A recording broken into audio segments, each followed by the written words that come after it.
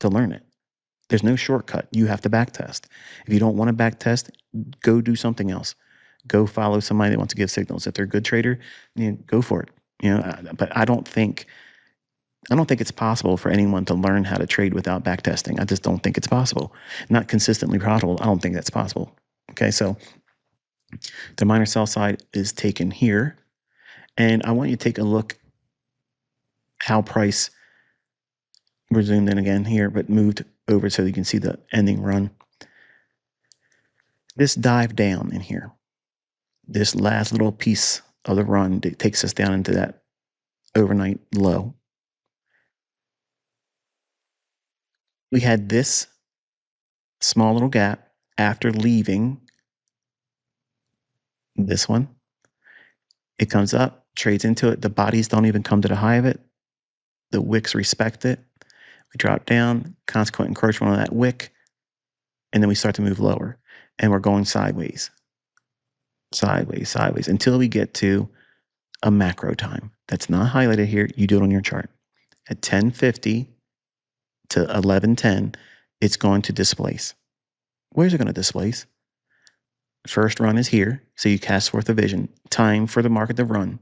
Where? Lower. What's the nearby sell side? There. Where's it been drawing to, and where's the original vision that you cast forth over the chart? Overnight lows. It dives down. You have long, stretched out black limousines running down to the 654 club below that low. When you see price action through this lens of creating a narrative, a plot, why it should do this, why it shouldn't do that, what candles are standing out? They're leading men or leading women candlesticks in the storyline. They're going to have a major role. And the candles that use them later on, like this over here, these are supporting actors. The supporting actor is saying, yes, this person, if it were a person, we're going to personify the candlestick. This actress is falling apart. And we're going to show that she's falling apart because we can't overtake the high of that. And we're stopping right in the middle with the bodies. And then we have more supporting actors over here with these candlesticks, only go up to half of it. So the plot's not changed. They didn't change the algorithm. Everything's the same, just the date's different. That's it. That's all it is. This here is the same thing that is. We're in a range, consolidation.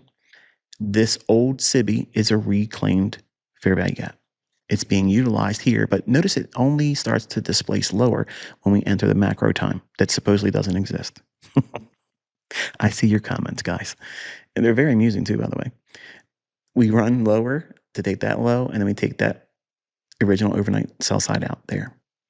But wait, there's more. If we look at the overall run now, all this price action in here, this is how I use narrative. And then I talk about how the candles shouldn't and should do. When I'm doing live streams, when I've done this in Telegram, when I was running that, I did all these types of things to prove that I could call the candlesticks before they formed, how they were going to form.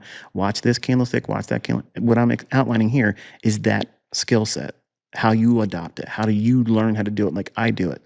You have to create these little storylines in old price runs. And by understanding the primary factors of what makes my smart money concepts what they are, that logic behind them, one piece of the puzzle at a time. You cannot learn this quick. 5-minute trainer mentors out there, it isn't going to do it for you. It may feel like you're learning because you're being entertained. They're taking pieces of my videos. It's the real good stuff. That's not going to help you because you have to have all the supporting logic around why it's beneficial to even know it. For instance, if I were to show you a deck of cards in my hands and I fan the cards out and I say, pick a card, and you reach in, you take a card out, you think you have a free choice. You have no idea that I've forced that card on you. I know that you have the ace of spades in your hands. You think you freely chose that card. Now, by me having that force on you, I know the outcome of the effect or trick. You don't know the outcome of using that little piece of information. that's being forced on you. You don't know the logic. You don't know how to trick ends. You don't know the place that little nugget of information goes in the grand scheme of things, which is my smart money concepts. But when you watch all these little shorts and all these little channels that are popping up, it's wonderful advertising for mine. I don't need to do anything, but it's not helping anyone by just simply looking at these little snippets, because you have to have the supporting logic as to why is it information that's useful? Is it useful information? When you just simply look at small little pieces of the puzzle in and of themselves, by themselves, they're not worth much at all, except for here, well, look at that. That's something to it. What do you do with it? Right. That's where all the long drawn out droning conversation takes place. Like this video here. This is something that would kill most people trading, but I'm explaining it to you in a manner where you can still see the value in learning how to do this on your own as backtesting, which will transfer into future prognostication, because you'll learn to cast forth a vision on what is permissible for price. If it really is going to go down there and take that sell side out, what is reasonable for price to do this or not that? What limitations would you place on it if you controlled price? This is all part of narrative. Narrative trumps market structure. You see all these people that say, market structure, that's the thing. No, it's not. No, it's not. Because what you don't realize, because you don't believe there's an algorithm, is there's a thing called time distortion. And time distortion can screw up current market structure. And then these moves will jump out of nowhere, like, where'd that come from? Right. And you'll see them complaining on social media, oh, the chop is real. I don't know what's going on. You can't trade this mess. And I'm in here doing it. My students are in here doing it.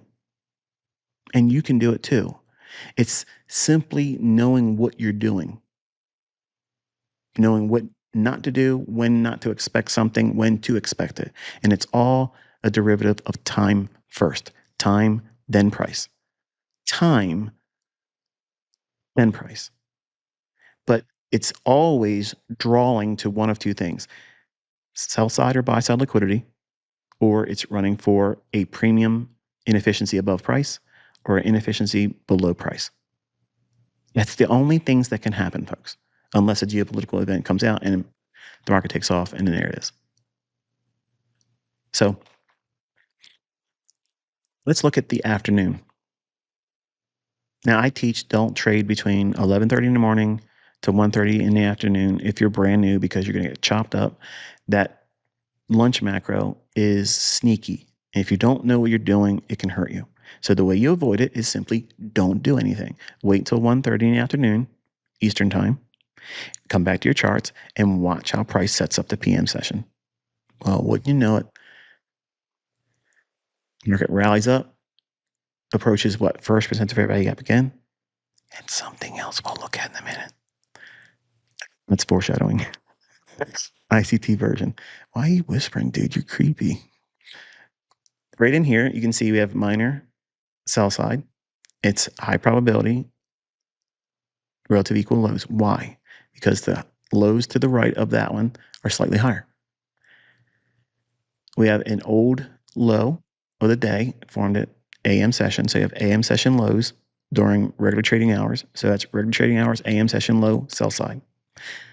You don't have to be all this wordy, but for teaching purposes, I'm differentiating it so that way you know. I always give a textbook response to people when they ask me questions, because I want you to know it the right way. I want you to learn it properly.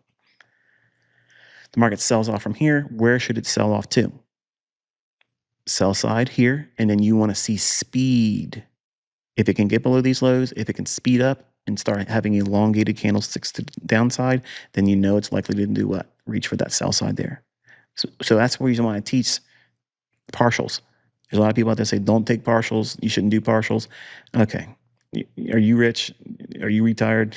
Because if you're not, don't give advice. So these lows here are perfect partials, perfect candidates to take a partial if you're shorting up here.